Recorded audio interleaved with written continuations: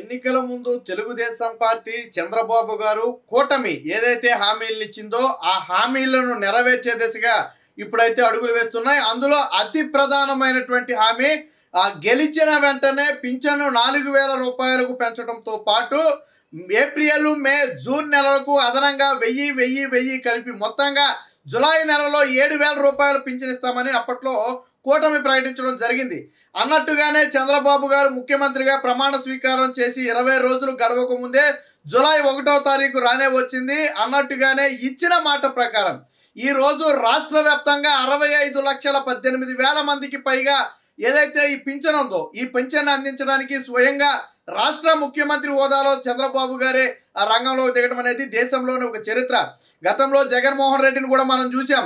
వాలంటీర్లను తీసేస్తే నేను పింఛన్ ఇవ్వలేనని చేతులెత్తేసి ఆ వృద్ధులందరినీ కూడా సచివాలయాలకు రప్పించి అందులో కొంతమంది ఆ ప్రాణం పోవడానికి కూడా కారణమయ్యాడు. కానీ ఇప్పుడు వాలంటీర్లు ఇంకా పూర్తి స్థాయిలో పునర్నిర్మాణం కాకపోయినప్పటికీ కూడా సచివాలయ ఉద్యోగులను ఉపయోగించి 65 లక్షల మందికి ఒకే రోజు పింఛన్ ఇవ్వాలని దానికి తగ్గట్టుగా చంద్రబాబు గారే స్వయంగా రంగంలో దిగడం అనేది ఖచ్చితంగా ఒక గొప్ప విషయం. ఇక పింఛను జగన్మోహన్ రెడ్డి 2,000 రూపాయలు పింఛన్ని 3,000 రూపాయలు పెంచుతానని చెప్పి మేనిఫెస్టోలో పెట్టి గెలిచిన తర్వాత నాలుగు మరతెచ్చి తూచు విడతల వారీగా పెంచుతానని చెప్పి ఎన్నికలకు చివరి 1 నెల ముందు మాత్రమే దాన్ని 3,000 రూపాయలు చేయడం జరిగింది.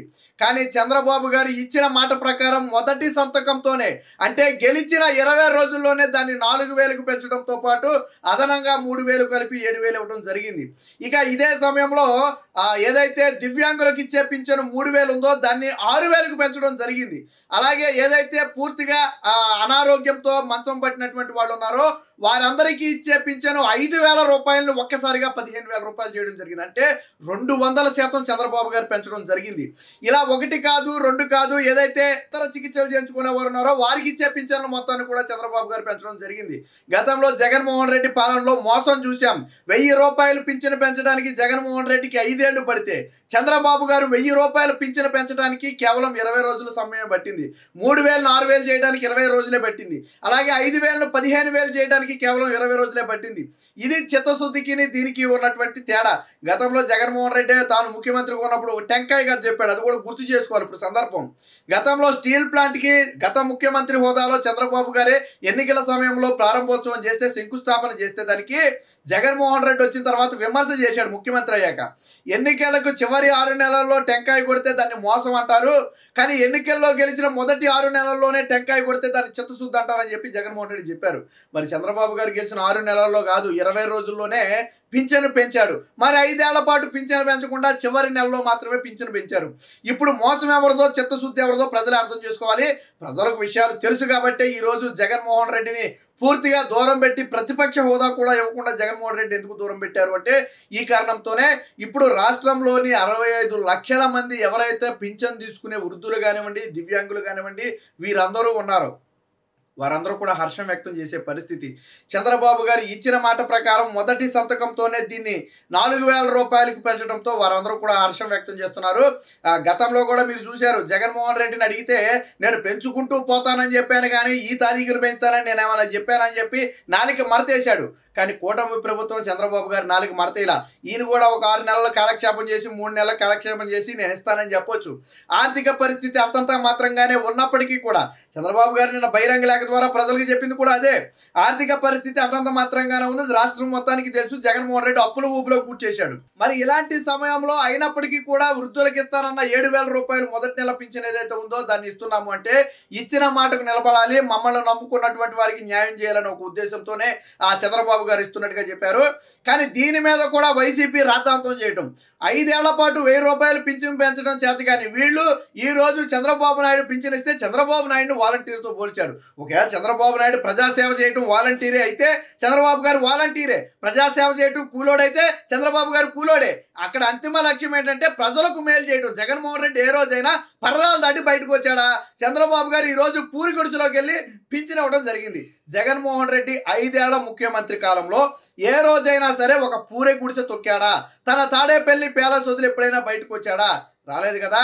ఇంకా తాడేపల్లి ప్యాలెస్కి పెద్ద పెద్ద ఇనుప కంచెలు వేసుకుని ఇప్పుడు మరింత శత్రు దుర్భేద్యంగా మార్చుకున్నాడు తప్ప జగన్మోహన్ రెడ్డి ప్రజల్లోకి రాలా.